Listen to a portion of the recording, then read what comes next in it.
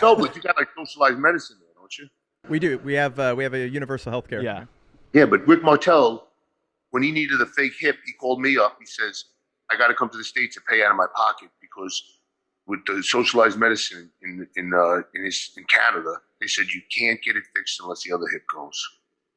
If that makes sense.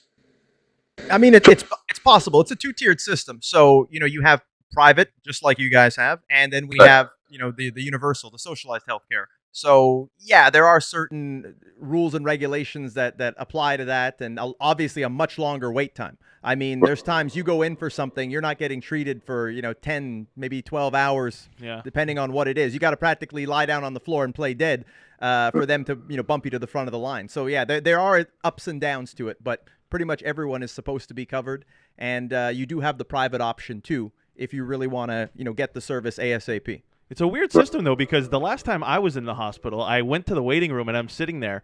I'm sitting there for about 8 hours, and all I had was just like the shooting pain. I thought it was appendicitis. I was a little worried. And then this woman comes in and sits next to me. I'm about 2 hours in. She sits next to me. She's bleeding from the head with a napkin on it. So we're sitting there for a good 8 hours. Finally, they call me. I stop, and I'm like, I feel like the woman who's losing blood beside me should go first. Like, oh, no, she was after you. You just come now. I was just like, wow, a great system we got here, right? And you're willing to do that, but they won't. They won't do it. Yeah. Wild.